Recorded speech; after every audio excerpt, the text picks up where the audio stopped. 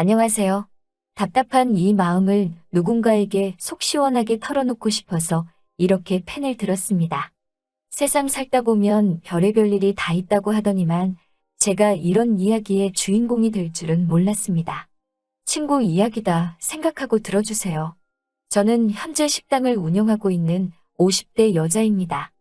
이제 30 좀 넘은 딸이 하나 있어요. 제가 마음으로 낳은 딸이지요. 딸은 이 사실을 아직 모르고 숨길 수만 있다면 끝까지 숨기려고 했는데 이제 곧 알려야 할 순간이 온 것 같습니다. 딸의 친엄마는 제가 장언니라고 부르던 사람이에요. 지금은 세상에 없지만 장언니는 저에게 친언니와도 같은 존재였어요. 제 이야기를 조금 더 해야겠네요.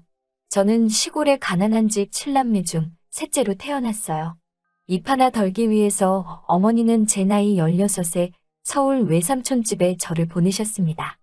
그 집에서 저는 사촌 동생을 돌보고 밥도 짓고 빨래도 하고 식모처럼 살았어요. 하지만 외숙모의 구박에 못 이겨 결국 그 집을 떠났습니다. 외숙모는 저에게 따뜻한 밥 한 그릇 주는 것도 아까워 꼭 밥에다 설익은 감자를 하나씩 섞어주었지요. 다른 가족들이 모두 김나는 하얀 밥을 먹을 때 퍽퍽한 노란 감자를 먹고 있는 그 심정은 겪어보지 않은 이는 모를 것입니다.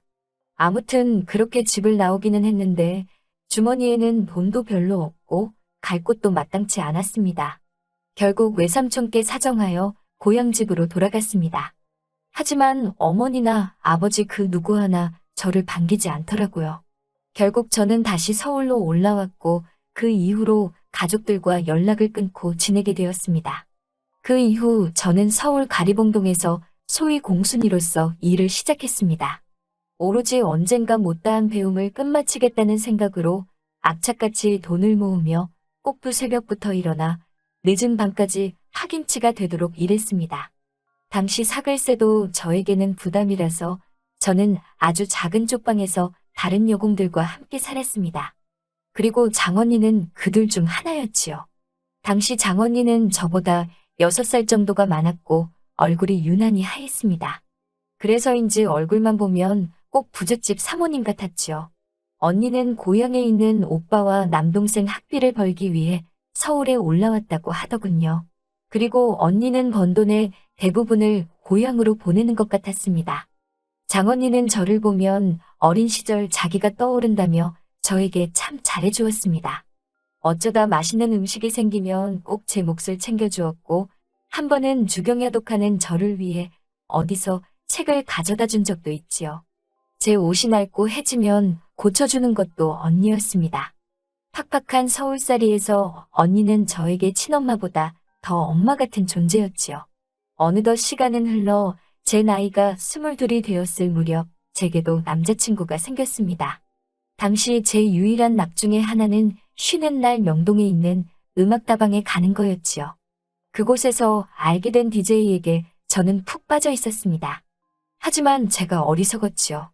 저는 그 사람에 대해서 제대로 알지도 못하면서 그 사람이 원하는 일이라면 무엇이든 했습니다. 그리고 저는 그 남자의 아이를 갖게 되었지요. 당시 저는 세상 물정에 눈이 어두워 저와 그 사람은 좋아하는 사이니 당연히 결혼할 거라고 믿었습니다. 처음에는 그도 제 임신을 환영하는 듯 했습니다. 저는 작은 쪽방을 벗어나 그와 그의 어머니가 사는 반지하로 들어갔지요. 날이 갈수록 배가 점점 불러와 더 이상 잠자리를 할 수 없게 되자 그는 노골적으로 저를 구박하기 시작했어요. 외박도 서슴지 않더라고요. 그의 어머니 또한 저에게 매일같이 폭언을 퍼부으셨어요. 결혼도 안 한 여자가 임신이라면서 툭하면 남의 애를 뵌 거 아니냐고 하셨지요. 남산만한 배를 붙잡고 밥상을 차려내면 걷어차기도 일쑤였습니다. 이듬해 봄 저는 아들을 낳았습니다. 승호라는 이름이었지요. 그와 꼭 닮은 짙은 눈썹에 약간 까무잡잡한 우리 아기는 처음 만난 순간부터 우렁차게 울어대더라고요. 그도 어머님도 정말 기뻐했어요. 하지만 행복은 오래가지 못했습니다. 남편은 어느 순간부터 저에게 폭력을 행사하기 시작했어요. 처음에는 남들 눈에 보이지 않게 팔다리나 몸을 때렸는데 나중에는 얼굴도 서슴지 않더라고요. 한 번은 말 그대로 눈탱이가 밤탱이가 된 적도 있었습니다. 그럼에도 불구하고 제가 꾹 참고 살았던 이유는 아들에게는 정말 잘했거든요. 자기 핏줄에 대한 애착이 강한 사람이었어요. 제가 그렇게 살고 있을 무렵 장언니에게도 애인이 생겼더군요. 전당포를 한다는 그 사람은 인상이 후덕하고 말투가 느긋한 아저씨였어요. 그리고 얼마 지나지 않아 언니 역시 공장을 관둔다고 소식을 전해왔어요. 그러면서 언니가 저희 집 근처로 올 테니 얼굴이나 한번 보자고 하더라고요. 그런데 하필 언니를 만나기 이틀 전 남편이 제 얼굴을 엉망으로 만들어 놓았지요. 부어터진 입술을 하고 언니를 만나자 언니는 눈물을 흘리며 도대체 왜 이렇게 사냐고 울더라고요. 저랑 언니는 빵집에서 서로를 부여잡고 한참을 울었어요. 언니는 절 더 이상 그렇게 둘 수는 없다고 같이 언니 집으로 가자고 하더라고요. 저는 그럼 우리 승호는 어떡하냐고 안 된다고 했지만 그 자식이 애한테는 해코지 안 할 테니까 걱정 말고 언니를 따라오라고 하더라고요. 언니 집에 도착하자 마침 집에 있던 형부는 반갑게 저를 맞아주었어요. 하지만 이내 제 얼굴을 보더니 이게 무슨 꼴이냐고 놀라서 묻더라고요. 언니가 제 사정을 설명하자 형부는 일단 알겠다고 하더라고요. 그리고 이튿날 아침에 일어나니 형부가 아는 동생들이라며 장정 며칠 데리고 왔어요. 그러더니 저희 집으로 가자고 하더라고요. 집에 도착하자 아니나 다를까 그 남자가 저를 보자마자 욕지거리를 하더군요. 형부가 말조심하라며 기선 제압을 하자 바로 조용해졌지만요. 형부는 그에게 한 번만 더 저를 괴롭히면 다리 몽둥이를 부러뜨릴 거라면서 단단히 겁을 주곤 떠났어요. 하지만 그게 오히려 역풍을 불러올 거라곤 생각도 못했습니다. 형부가 떠난 뒤 그와 어머님은 길길이 날뛰더군요. 저에겐 차마 입에도 못 담을 욕을 하시면서 이렇게 버티지 말고 이 집에서 나가라고요. 혼인신고도 안 되어 있는 판국에 뭘 그렇게 미련이 남아서 이러냐며 제 몇 안 되는 옷가지를 가방에 쑤셔 넣어 현관 밖으로 던져버리더라고요. 그럼 승호도 제게 달라고 했지만 우리 아들 핏줄을 네가 왜 데려가냐며 악을 쓰시대요. 결국 저는 그렇게 맨몸으로 쫓겨났어요. 몇 시간을 걷고 또 걸어 언니가 사는 집에 도착했지요. 나중엔 으은이 당시 임신 중이었던 언니는 형부에게 언니가 임신한 동안만 어쨌든 수발 들어줄 사람이 필요하니까 같이 살자고 몇 번이고 부탁했다고 하더라고요. 그렇게 저는 언니 부부와 함께 살게 되었습니다. 저는 언니의 수발을 들고 집안일을 거들었지요. 형부는 바쁜 사람이었지요. 몇 날 밤을 들어오지 않을 때도 있었고 집에 왔다가 금방 다시 나가는 일도 많았네요. 아무튼 그해 겨울 언니는 딸을 낳았어요. 언니를 닮아 얼굴이 하얗고 동글동글한 아이였습니다. 형부는 아이에게 미진이라는 이름을 지어주었지요. 미진이는 건강했지만 문제는 언니였어요. 원래도 몸이 약했던 언니는 미진이를 낳은 뒤 몇 날 며칠을 고생하다 겨우 자리에서 일어났어요. 지금이야 산후조리다 뭐다 많이 있지만 당시만 해도 그런 것도 없었고 웬일인지 언니의 부모님은 손녀를 보러 오지도 않으시더라고요. 그래도 다행인 건 형부가 언니에게 참 잘했다는 거예요.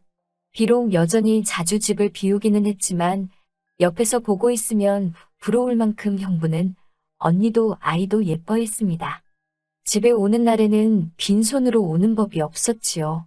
저에게도 눈치 한번 주지 않고 잘해주셨거든요. 언니가 언젠가 되뇌이던 꿈이 현실이 되어가는 것 같아서 저도 진심으로 기뻤습니다. 하지만 그 행복은 오래가지 못했습니다. 이제 막 봄이 온 듯 곳곳에 새싹이 올라오던 무렵 형부가 이틀째 집에 오지 않았던 어느 날 누군가 현관을 발로 뻥뻥 차듯이 두들기더군요. 그 소리에 놀란 미진이가 울기 시작했습니다. 제가 누구세요라고 묻자 날카로운 목소리로 어떤 여자가 문을 열라고 소리를 질렀어요. 제가 문을 열으니 그 여자는 신발도 벗지 않고 집 안으로 들어가더라고요. 어떻게 막거나 손 쓸 틈도 없이 그 여자는 언니의 뺨을 후려쳤어요. 언니는 말 한마디 대꾸도 못하고 울고만 있더라고요. 저는 누군데 이러냐며 악을 썼어요. 그러니 그 여자가 저에게 너는 전현 동생이냐면서 저도 때리려고 하더라고요. 그러자 언니가 걔는 우리 집 식모라며 막아서더군요. 그러자 그 여자는 꼴의 식모도 데리고 사냐면서 언니 머리채를 잡고 흔들어대더군요. 그 여자는 당장 내 남편에게서 떨어지라면서 당장이라도 끌어내서 요절을 내고 싶지만 우리 양반이 하도 난리를 쳐서 이 정도로 하고 끝내는 줄 알라고 하더라고요. 언니는 끝까지 제대로 말 한마디 못하더라고요. 나중에서야 알았습니다. 그 사람 좋은 형부는 사실 유부남이었어요. 그리고 그 형부에게는 제법 큰 딸도 있었지요. 정언니는 그 모든 사실을 알면서도 형부와 살림을 차린 거였어요. 제가 왜 그랬냐고 언니에게 울면서 웃자 언니가 가족들에게 돈만 보내면서 사는 자기 인생이 너무 한심하고 슬펐다고 하더라고요. 그런 와중에 형부가 나타나 언니에게 너무 잘해주었대요. 그래서 언니도 자기의 모든 것을 형부에게 주었다고 하더라고요. 그리고 형부가 유부남이라는 걸 알게 되었을 때는 언니는 이미 임신한 상태였고요. 형부는 언니가 아들만 낳으면 바로 이혼하고 언니랑 결혼식을 올리겠다고 했는데 언니가 딸을 낳은 거지요. 폭풍 같은 시간이 지나가고 그 이후로 며칠이 흘렀지만 형부는 집에 오지 않았어요. 당연히 생활비도 주지 않았고요. 생활은 자연스레 공공해지기 시작했습니다. 저는 어쩔 수 없이 다시 공장에 나가기 시작했어요. 그리고 어느 날 집에 돌아왔는데 저는 믿을 수 없는 광경을 보고야 말았습니다. 마치 도둑이라도 든 것처럼 쑥대밭이 되어버린 집 한가운데는 언니가 남긴 편지 한 통이 있었어요. 세상살이가 힘들다며 미진이는 보육원에 맡길 테니 가끔 시간 되면 찾아가 달라는 내용이었지요. 저는 미친 여자처럼 동네를 뒤지며 언니와 미진이의 흔적을 찾았지만 그 어디에서도 발견할 수 없었어요. 저는 마지막 희망을 가지고 언니가 적어놓은 보육원을 찾아갔습니다. 그리고 그곳에서 다행히 미진이를 만날 수 있었어요. 보육원의 사정을 설명하고 미진이를 데리고 나왔습니다. 그리고 제일 먼저 전당포로 향했지요. 전당포에는 모르는 사람이 있었어요. 얼마 전 주인이 바뀌었다는 말에 혹시 어디로 갔는지 모르시냐 물었지만 어떤 정보도 알아낼 수 없었습니다. 미진이의 얼굴을 물끄러미 바라보니 승호 생각도 나고 눈물만 주룩주룩 나더라고요. 그렇게 미진이는 제 딸이 되었습니다. 미진이를 키우는 동안 우리 승호는 어떻게 크고 있을까라는 생각에 늘 가슴 한켠이 시리고 아팠습니다. 저를 쫓아낸 직후 뒷모습이라도 보려고 찾아갔었지만 이미 그와 그의 어머니는 승호를 데리고 어디론가 이사를 가버렸더군요. 여자 혼자의 몸으로 미진이를 키우는 일은 쉽지 않았습니다. 저는 언젠가 다시 시작할 공부를 위해 16부터 길을 쓰고 모아두었던 돈을 다 털어 작은 식당을 열었습니다. 식당에 딸린 방에서 아이를 먹이고 키우며 하루도 쉬지 않고 장사를 했어요. 처음에는 어린 여자가 하는 식당이라고 이상한 소문도 참 많이 났었지요. 하지만 한 곳에서 초심을 잃지 않고 열심히 하니 결국 주변에서들 알아주더라고요. 요즘에는 분점 내실 생각 없냐면서 전화도 종종 와요. 미진이가 초등학교에 들어가고 얼마 지나지 않았을 무렵 저에게 자기는 왜 아빠가 없냐고 묻더라고요. 그런 미진이에게 저는 거짓말을 할 수밖에 없었지요. 영리한 미진이는 제 거짓말을 눈치라도 챈 듯 그날 이후로 2번 다시 아빠에 대해서 묻지 않더라고요. 그리고 사춘기가 왔을 무렵 자기는 왜 저와 닮은 곳이 하나도 없냐고 묻더라고요. 그런 질문들을 들을 때마다 정언니나 형부에 대한 원망보다는 아이를 납득시킬 만한 대답을 못하는 제 자신이 미웠습니다. 미진이는 중고등학교를 다닐 때는 전교 10등 안에 들 만큼 성적도 좋았어요. 그런 모습을 볼 때마다 대견하고 고맙고 정언니 생각이 많이 났어요. 그리고 우리 승호 생각도 많이 났죠.